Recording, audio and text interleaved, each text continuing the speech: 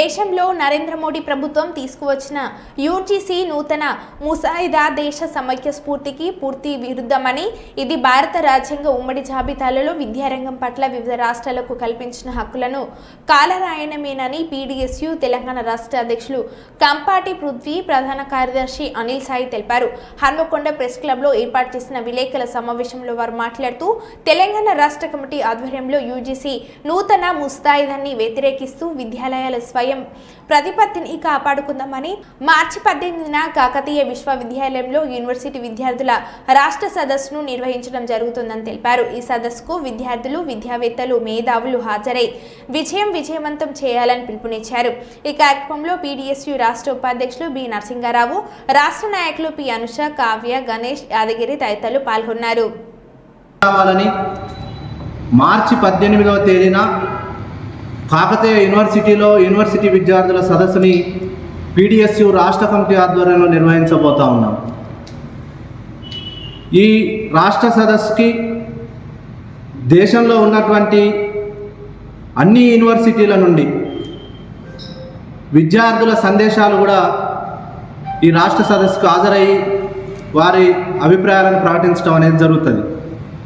ఇవాళ ఈ దేశంలో 2020లో జాతీయ విద్యా విధానాన్ని తీసుకొచ్చినటువంటి కేంద్ర ప్రభుత్వం 5 ఏళ్ళు కాకముందే యూనివర్సిటీల ఉనికిని, అస్తిత్వాన్ని ప్రమాదంలోకి నెట్టివేయడం కోసం యూజీసీ నూతన ముసాయిదాన్ని తీసుకురావడం అనేది జరిగింది. దీనిని మేము పీడీఎస్యూగా తీవ్రంగా వ్యతిరేకిస్తూ ఉన్నాం.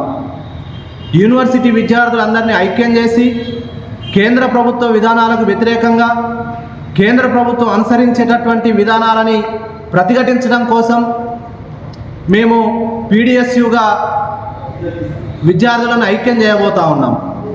ఎందుకనంటే ఇవాళ తెలంగాణ రాష్ట్రంలో కానీ దేశవ్యాప్తంగా యూనివర్సిటీలలో ఉన్నటువంటి పరిశోధక విద్యార్థుల మీద దాడి చేస్తూ ఉన్నది.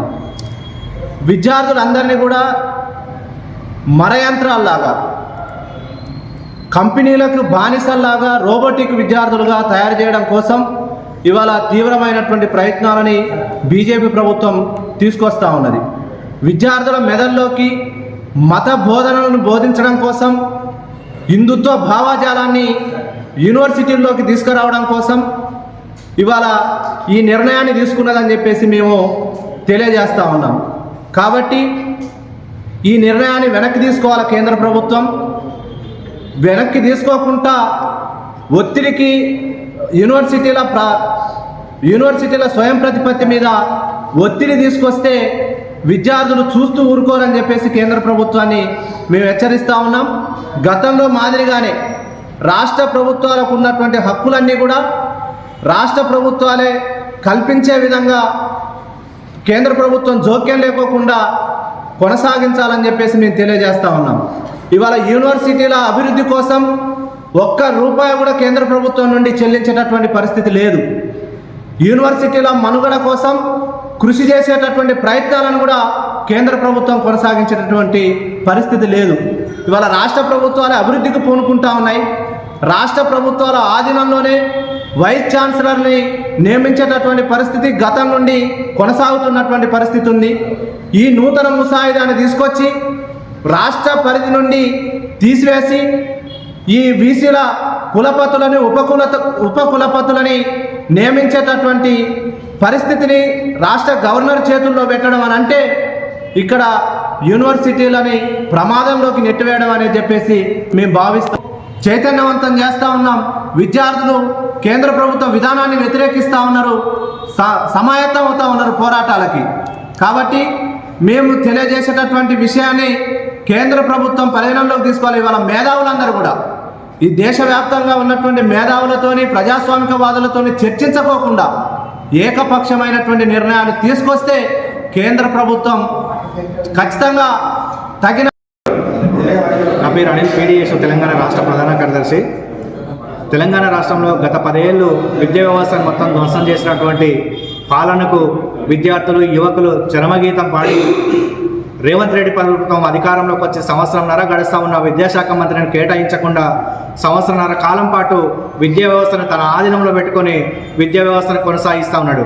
ఈరోజు రాష్ట్ర వ్యాప్తంగా యూనివర్సిటీలలో లేదా జూనియర్ కాలేజీలు, ప్రభుత్వ డిగ్రీ కాలేజీలు, ప్రాథమిక విద్య, ఉన్నత విద్య అన్ని రంగాలలో మొత్తం విద్యా వ్యవస్థ సంక్షోభంలో ఉండి సంవత్సరంన్నర పాలన కాలంలో 2 సార్లు రేవంత్ రెడ్డి గారి ప్రభుత్వం బడ్జెట్ ప్రవేశపెట్టిన ఆ బడ్జెట్లో సరిపడా నిధులు కేటాయించకుండా 6%, 7% మించకుండా ఈరోజు 2 బడ్జెట్లలో రేవంత్ రెడ్డి గారి ప్రభుత్వం విద్యాశాఖ కేటాయించడం జరిగింది.